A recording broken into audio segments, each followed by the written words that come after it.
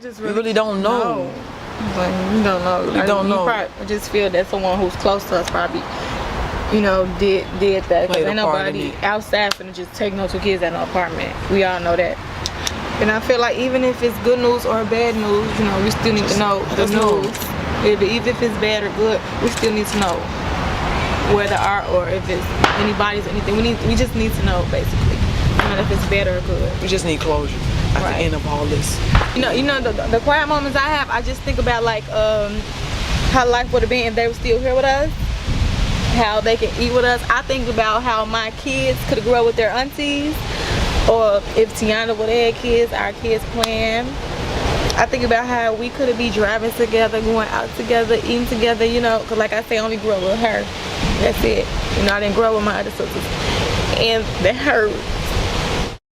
20 years since the disappearance of 2 young girls from Chicago's Oakland neighborhood on the South Side. Yeah, in 2001, the story of Diamond and Tionda Bradley made national headlines as police followed hundreds of tips to try and find them. But to this day, that case remains unsolved.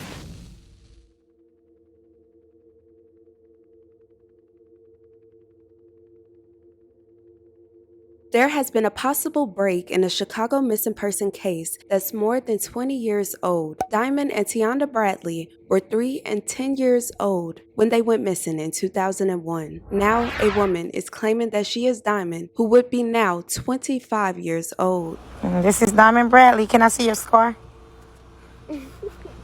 She still have that scar.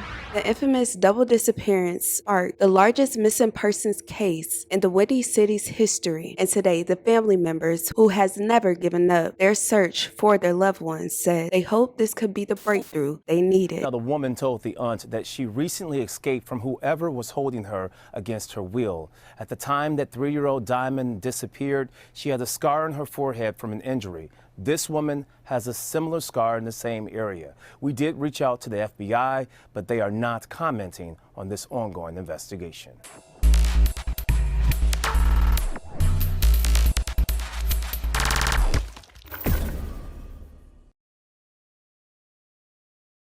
Tionda Bradley was born on January 20th, 1991 in Chicago. Tionda is described as being shy with strangers and loved to run track and dance. Tionda, she like dancing and she like ran her bike, but dancing was her favorite hobby, Yeah. She used to do a lot of stuff, like she used to always be in gymnastics. She always used to come in first place.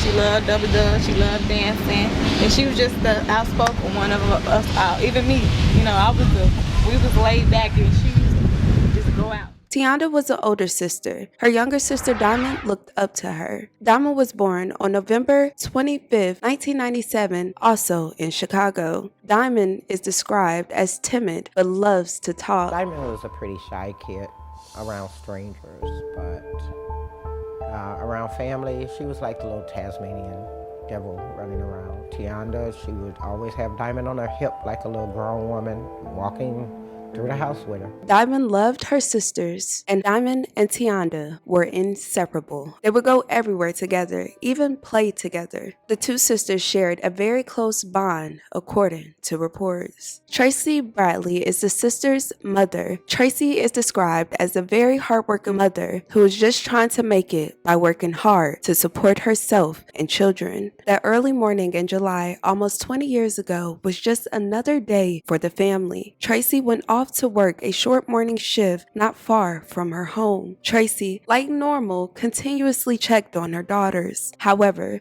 she became suspicious when she didn't receive an answer after calling repeatedly. Tracy was only gone from home for less than 6 hours, but by the time she got off her shift and returned home for work, her daughters were nowhere to be found and has never been heard from or seen again.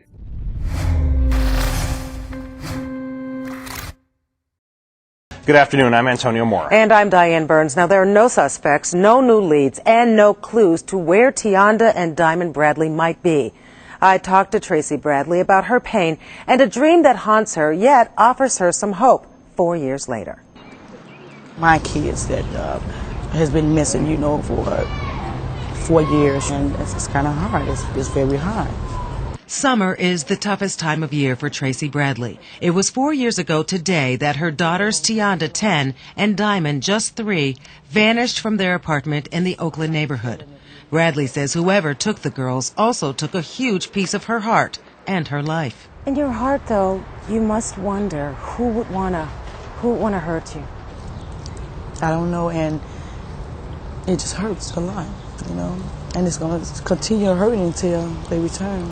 According to reports, Tracy's boyfriend, George Washington, arrived at the apartment around 4:30 a.m. on the morning of July 6, 2001. Roughly 2 hours after he arrived, he drove Tracy to her job at another apartment complex where she helped prepare breakfast and lunch for the residents. Rita and Victoria were at Tracy's mom's house where they had spent the night. Diamond and Tionda were left home in Tracy's apartment with the same strict instructions their mother always gave them: don't go anywhere or open the door to anyone. The family claims Tionda called her mother at 8:17 a.m. and left her a message asking if she could let someone into the apartment. She said it was a male and used the same first name as Tracy's boyfriend and a close neighbor, although the girls would typically use a nickname for the neighbor instead. Who was at the door? If someone was at the door, no one really knows today. That voicemail was mysteriously deleted, according to records. However, phone records indicate Tracy called the home more than 3 times between 8 and 9 a.m. after that call, but her daughter did not answer, which was unusual. At roughly 11:30 a.m., Tracy returned home from work. Usually, she would find her daughter spread out on the couch, watching a show or playing a game. Unfortunately, that day, the living room was silent. Tracy then found a note in Tionda's handwriting on a lounge chair, which stated that the girls had planned to go to the store and a nearby school playground. I just remember my mom coming to pick me up, and she told me, like, have you seen Tionda? I'm like, no. She like, Tionda had wrote a note. And when I got there, I seen the note, and I was like, maybe they just like went to the park or something and they was gonna come back, but like they never came back, so.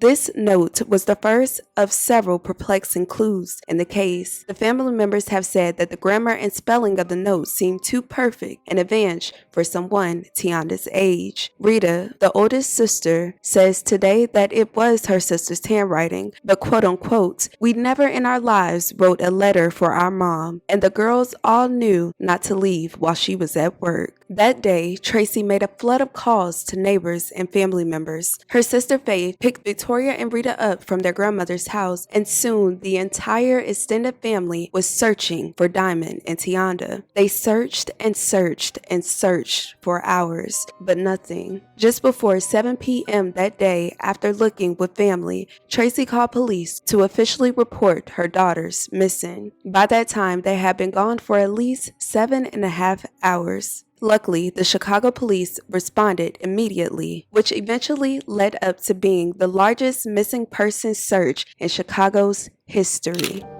And see, what people don't realize is it's been 21 years, but to us, we're stuck in 2001.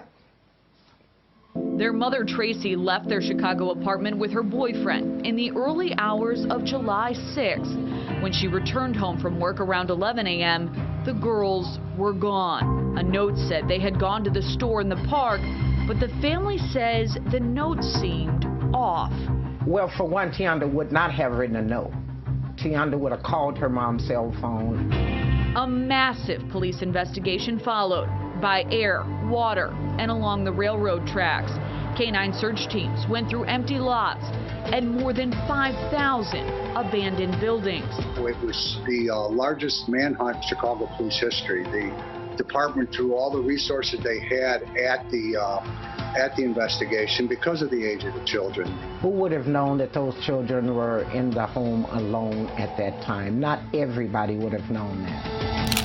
Local volunteers showed up to help comb the streets, empty buildings, and sewer systems for any signs of the children. Interviews were conducted by investigators, including the questioning of nearly 100 registered ex-offenders in the area. Tracy's boyfriend, George Washington, was also questioned, and he claimed that after he took Tracy to work that day, he never returned to the apartment. According to reports, Tracy and George had always had a complicated relationship. According to Oprah's network, Network, who did an exclusive on this story. George denied paternity. However, not long before the girl's disappearance, Tracy demanded that George take a paternity test. The results came back in just 3 weeks after Diamond vanished. He was her father. Many people suspected that George could be responsible, especially after finding out other questionable things. In the days leading up to July 6th, George did something very out of character. He wanted to go on a camping trip with Tracy, Diamond, and Tionda, even though the group had never been camping before. On July 7th, the day after the disappearance, receipts indicate that George bought a package of 42-gallon contractor bags, garden gloves, and a pair of protective gloves. When police searched his home several days later, there were 5 bags missing from the roll, and the garden gloves were not found. Neighbors said that they had seen George burning something in a 55-gallon drum, and several others noted they seen him loading it into the trunk of his car and returning 45 minutes later. George later denied that these events took place, but FBI reports note evidence of charring on the beams of his garage. They also found a blanket containing several hairs, later determined to belong to Tionda. They did, Marnie. They said that that car belonged to Tracy's boyfriend. Tracy is the mother of the 2 girls.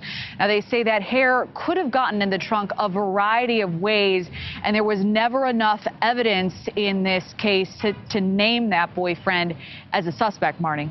George was taken into custody and questioned, but according to police, George took a lie detector test and passed. Tracy was also questioned, took a lie detector test and passed. Some people in the area were blaming her for leaving her children at home. Bradley, a single mother of 4 trying hard to make ends meet, was at work. Now, aside from her grief, she's had to withstand the subtle and not so subtle accusations that she somehow was to blame for the girl's disappearance because she wasn't home. I was going to work, be trying to make money, to survive for me and my kids. Pay rent like gas, you know what I'm saying? So any parent would do that. And then there were days of questions from police. I went through the process and everything, lie detector test. Okay, I passed it, but I was questioned for 72 hours in there. Bradley says she hopes someone comes forward with the real answers, if not for her other 2 children. She said family occasions are bittersweet. I kind of feel the other 2 left out, because they're not around, and I could have shared the same moment with all 4 of them. The uncertainty has taken a toll on Bradley. I can't sleep because I'm thinking about them every day. They're out there somewhere that they just don't know where they are. When she does sleep, Bradley has this recurring dream that does give her hope, but it also breaks her heart. The only thing that I will ask Tionda, where's Diamond at? She said, Mom, I'm gonna take you there. And we're about to go, the dream just constantly go away. Eventually, the search would expand to become one of the largest missing persons search in Chicago's history at the time, including involvement by the FBI and a tip line that brought 824 tips, none of which went anywhere. Unfortunately, when the terrorists attacked the World Trade Center and the Pentagon just 2 months after the Bradleys' disappearance, media attention for the girls disappeared, and so did most of the leads. Weeks turned into years, and now the family has entered a zone in which it's even painful to speak. At this time, some believe that the girls were taken by someone that they truly trusted. Because it's been so many years, our mind begins to wonder, what happened to them, what person could have took them or anything like that. But it's just that we need closure. We need to know what happened to our cousins or our relatives. It gets hard after a couple of years. The first years are the hardest, but then as it goes, it gets harder and harder. Basically, we need closure. That's it. We need to know what happened to our girls. There's so many other cases have been getting solved over the years that ours is still a cold case that we don't know what's going on or basically what happened to our girls. That's the same message we've been over the years. Where are our girls? Okay. Now I know that you all said that this may be the last year that you do the anniversary vigil. Any particular reason why? Well, there have been some new developments in the case that cannot be disclosed. to the public, and it may be for some safety reasons that can't be disclosed, that I think maybe we should go private more so than public. Now, that doesn't mean that we will not be fervently still searching for them. But since I'm more in close contact with the developments of the case, I have reasons to believe that soon someone will probably be arrested. Okay. And how long have you known about these developments? Since January. Since January. Okay. And you, I'm sure, discussed, some of this with your family. Is it a great feeling of hope? Is it cautiously optimistic about it? Well, I can be optimistic about it, but then when you're given the fact that it has been 10 years, a lot of people would probably think 10 years has been a long time, just like my nephew was explaining. But for me, personally, it still feels like yesterday. So I have to remain as vigilant concerning the search for them, but at the same time, I have to maintain the integrity of the investigation. And again, since I've been more in close contact with the private investigators and the cold case unit, I have reasons to believe that maybe a more private approach should take place at this time. But I think we're still undecided as to whether or not if we should actually go private, because we wouldn't want to miss an opportunity to get the word out about them, while at the same time, someone hold this information and feel uncomfortable with bringing it forth because of, the overwhelming media support. Okay. And they would be 13 and 20 pretty much at this point.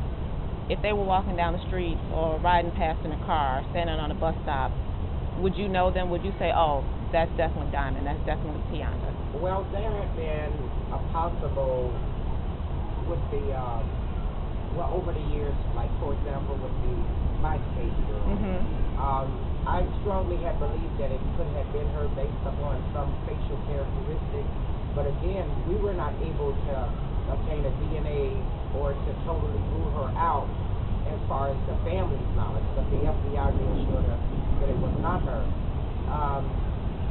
I believe that we would know her, Tionda specifically, because she's older and there's a kindred spirit. You would know your own. Okay.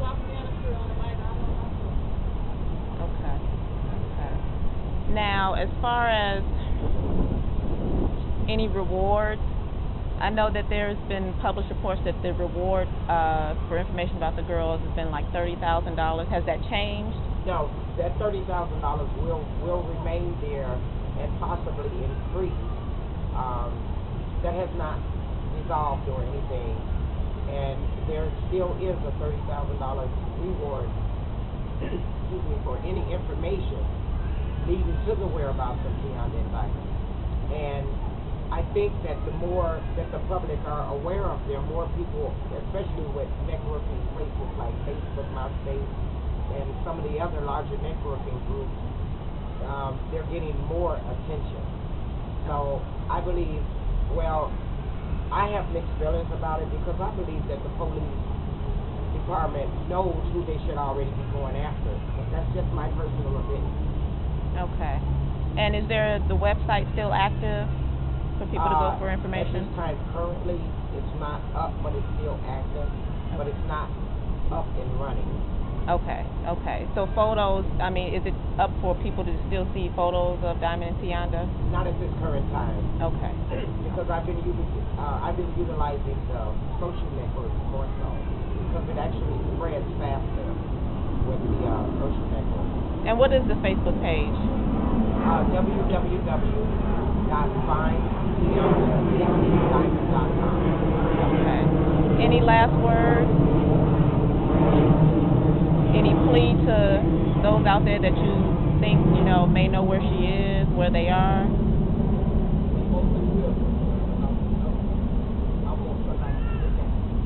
Look at the note that she allegedly left that night? Okay.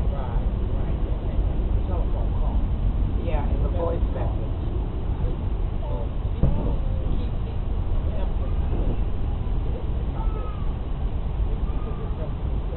Just doesn't sit well with you. And have you talked with the mom, Tracy? Oh yes, Okay. We speak every day and see each other every day. Actually, she's more active than previous years. Okay, and will she be at the vigil this evening? Yes, she will. Okay. Thank you. Although the case does not receive the same media attention, several provoking leads have surfaced over the years, with dozens of women claiming to be the missing girls. Some even reached out taunting the family, giving them false hope, almost joking about the manner. Fast forwarding to 2023, another woman is claiming to be one of the sisters. In the video that surfaced earlier this week from a dark parking lot in Houston, someone is heard saying, "Here is Diamond Bradley." For this one, here with Diamond Bradley.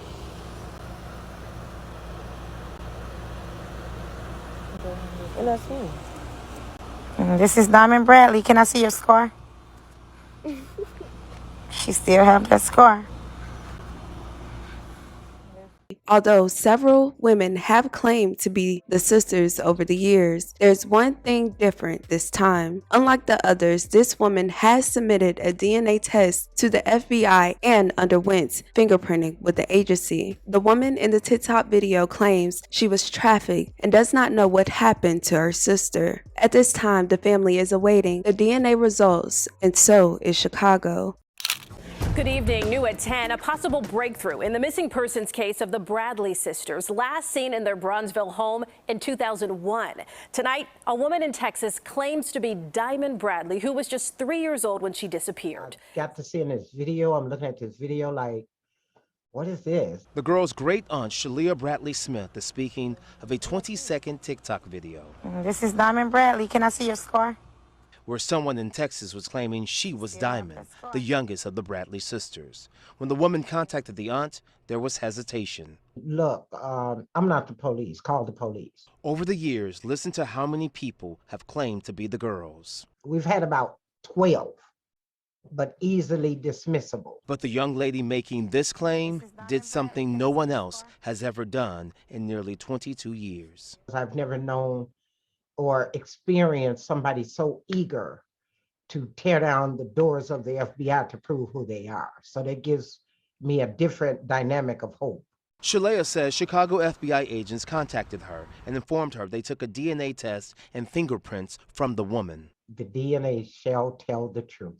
The young lady told the aunt she can't recall much, including the whereabouts of the oldest sister, Tionda. She said, well, I kind of remember her, but I remember we were in a car. Then one day I woke up once they got us to the place where we were or wherever we was living. She said, I'd never seen her again. As the family waits for DNA results, the aunt is comforted knowing Chicago waits just as anxiously to bring the Bradley sisters home. Especially Chicago has embraced these girls and they have not forgotten. And I thank them. I thank everybody. On the FBI website, there is a reward up to $10,000 for information relating to the girls' whereabouts. Unfortunately, no further updates have been given in this case. The family just hope this lead leads to somewhere. If anyone has any information about the disappearance of the Bradley sisters, contact the Chicago Police Department, the FBI Illinois, or the National Center for Missing and Exploited Children. They know that they still have families that we're watching, we're looking, we're searching, and most of all that we love them. So on the count of 3, before you say 3, and when you let it go, tell them you love them. And that goes for those 1, 2, 3. We love you! We love you!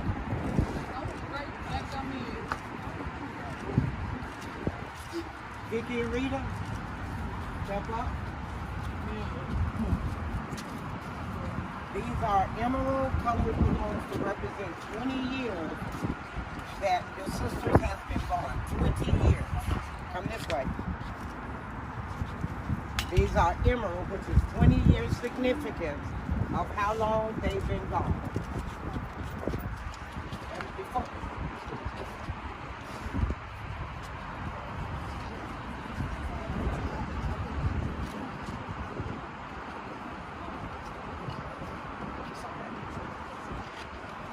it represents 20 years from the time that they've been separated from all of us, but they were your children.